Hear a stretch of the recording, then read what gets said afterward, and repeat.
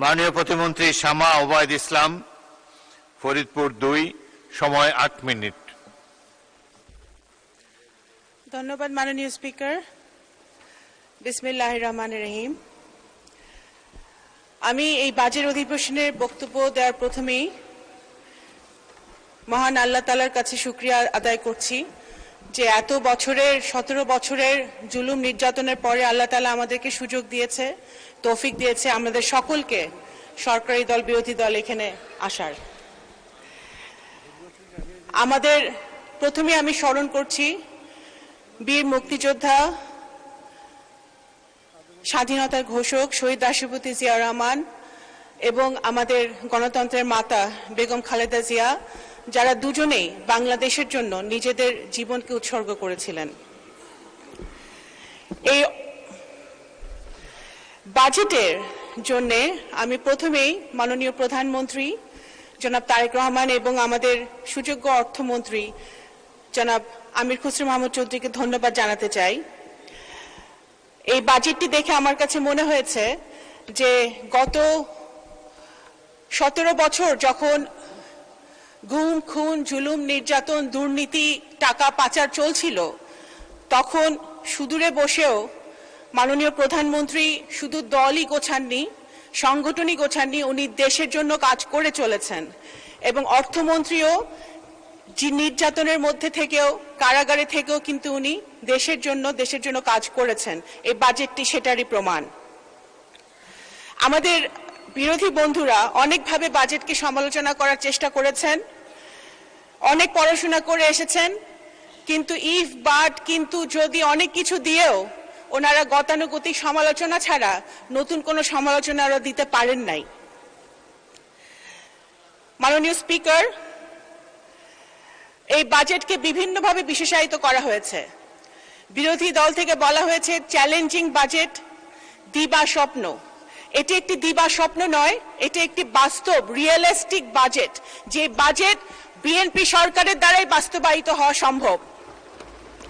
এবং চ্যালেঞ্জিং শব্দটা বারবার ব্যবহার করা হয়েছে। অবশ্যই চ্যালেঞ্জিং শব্দের সাথে বাংলাদেশ জাতীয়তাবাদী দলের ইতিহাস, শহীদ রাষ্ট্রপতি জিয়াউর রহমানের ইতিহাস ওতপ্রোতভাবে জড়িত। মুক্তিযুদ্ধের সময় বাংলাদেশ যখন একটি চ্যালেঞ্জের মুখে ছিল, তখন এই চ্যালেঞ্জের মুখ থেকে বাংলাদেশের মানুষকে দিশা দেখিয়েছিলেন স্বাধীনতা ঘোষণা দিয়ে শহীদ রাষ্ট্রপতি জিয়াউর রহমান। পরবর্তীকালে তলাবিহীন ঝুড়ি থেকে বাংলাদেশকে একটি স্বনির্ভর বাংলাদেশে পরিণত করার জন্য, উন্নত বাংলাদেশে পরিণত করার জন্য সেই চ্যালেঞ্জটা উনি হাতে নিয়েছিলেন শহীদ রাষ্ট্রপতি জিয়াউর রহমান। এবং স্বৈরাচারীদের হাত থেকে বাংলাদেশকে আবার গণতন্ত্রের পথে নিয়ে আসার জন্য এই অবিরাম চ্যালেঞ্জটি হাতে নিয়েছিলেন দেশনেত্রী বেগম খালেদা জিয়া। এবং বর্তমানে একটি ভঙ্গুর অর্থনীতির সময় যখন সবগুলো সিস্টেম ভেঙে গেছিল, স্বৈরাচারীরা সবকিছু সিস্টেম ভেঙে দিয়েছিল, অর্থনীতিকে ধস নামিয়েছে, সেই ভঙ্গুর অর্থনীতিতে বাংলাদেশের ইতিহাসের সবচেয়ে কঠিন সময় মাননীয় প্রধানমন্ত্রী জনাব তারেক রহমান বাংলাদেশের দায়িত্ব নিয়ে সবচেয়ে বড় চ্যালেঞ্জ নিয়েছেন। সুতরাং এই বাজেট চ্যালেঞ্জিং অবশ্যই, এবং এই বড় বাজেট বিএনপি দ্বারাই বাস্তবায়িত হবে ইনশাআল্লাহ। মাননীয় স্পিকার, একটি বাজেট শুধু একটি হিসাব নিকাশ নয়, একটি পলিটিক্যাল কমিটমেন্ট, একটি রাজনৈতিক দলিল। আমি মনে করি এই বাজেটটি একটি মানবিক, ইনোভেটিভ, ইনক্লুসিভ বাজেট হয়েছে, প্রগ্রেসিভ বাজেট হয়েছে, নারী বান্ধব বাজেট হয়েছে। যে বাজেট নারীদের কথা বলে, নারীর ক্ষমতায়নের কথা বলে, সেই বাজেট কখনোই ফেল করতে পারে না। মাননীয় স্পিকার, এই বাজেটে বলা হয়েছে প্রথমে বিনিয়োগ কেন্দ্রিক প্রবৃদ্ধি, সারা দেশে শক্তিশালী রাজস্ব প্রণোদনা করে ওয়ান স্টপ সার্ভিসের কথা বলা হয়েছে, ব্যাংকিং সংস্কারের কথা বলা হয়েছে, খেলাপি ঋণের অভিশাপ থেকে ব্যাংকিং সেক্টরকে মুক্ত করার কথা বলা হয়েছে। সবচেয়ে বেশি বলা হয়েছে যুব ক্ষমতায়ন, ডেমোগ্রাফিক ডিভিডেন্ডকে ডেমোগ্রাফিক শক্তিতে রূপান্তরিত করে যুব শক্তিকে নতুন দেশে বিনির্মাণে কাজে লাগানোর কথা বলা হয়েছে। বিশেষত নারী উদ্যোক্তাদের প্রতিভা আর দক্ষতাকে রাষ্ট্রের কাঠামোগত শক্তির সাথে সংযোগ স্থাপন করে দেবার এক অপূর্ব প্রকাশ কিন্তু এই বাজেটে রয়েছে। মাননীয় স্পিকার, এই বাজেটে বলা হয়েছে সুন্দরভাবে, আমাদের অর্থমন্ত্রী কিন্তু তুলে ধরেছেন, বৈশ্বিক অর্থনীতির একটি সিগন্যালিং মেকানিজম, সম্পদ, ইনকাম এবং মুদ্রা, যে আলাদা আলাদা চারটি শব্দ, চারটি শক্তিশালী শব্দ মাননীয় অর্থমন্ত্রী সেটা বুঝিয়ে দিয়েছেন। আমাদের এই বাজেটে যদি আমি বড় দাগে যদি হাইলাইট করি, কৃষিতে 12 লাখ কৃষকের যে 10,000 টাকা পর্যন্ত কৃষি ঋণ মওকুফ, 25.22 লাখ প্রান্তিক কৃষককে বিনামূল্যে বীজ, সার ও উপকরণ, কৃষক কার্ড পাইলট কর্মসূচি, স্বাস্থ্য, ই হেলথ কার্ড চালুর ব্যবস্থা, রংপুর, খুলনা, রাজশাহী, বরিশাল, সিলেট, কুমিল্লা সহ বিভিন্ন জেলায় শিশু হাসপাতাল চালু। এগুলো শুধু টিপ অফ দ্য আইসবার্গ মাননীয় স্পিকার।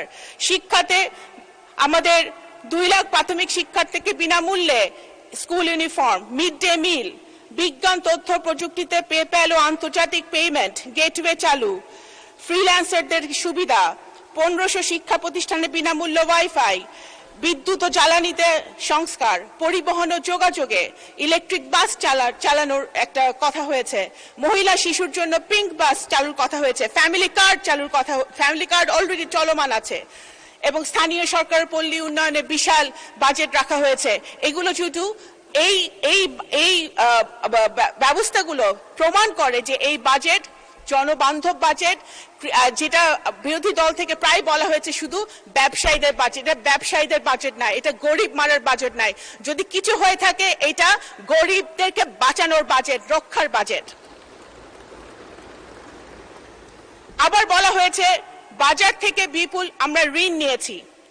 এই অভিযোগ একেবারে বিভ্রান্তিকর মাননীয় স্পিকার। এগুলো কৌশলগত বিনিয়োগ, ভোগ নির্ভর ঋণ নয়। বাংলাদেশের সরকারি ঋণ জিডিপি অনুপাতে বর্তমানে প্রায় 42%, যা জাপান, যুক্তরাষ্ট্র, যুক্তরাজ্য, চীন এবং ভারতের তুলনায় অনেক বেশি সুষম ও টেকসই। এই পরিমিত ঋণ উৎপাদন ক্ষমতা জোরদার করতে, পণ্য সেবার সরবরাহ বাড়াতে এবং বাজার মূল্য, পণ্য ও বিনিয়োগের স্থিতিশীলতা নিশ্চিত করতে ব্যবহৃত হচ্ছে। মাননীয় স্পিকার, আমার সময় শেষ, সময় আপনি দিবেন না, শুধু এতটুকুই বলে শেষ করতে চাই যে এখানে জুলাই যোদ্ধাদের জন্য বাজেট রাখা হয়েছে, সেটা আমরা স্বাগত জানাই।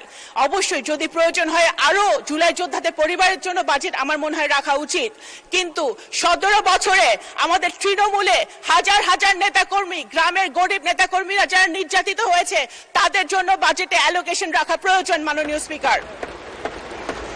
এখনো তারা ছিন্নমূল অবস্থায় রয়েছে, তাদের কথা আমাদের ভেবে দেখতে হবে মাননীয় স্পিকার।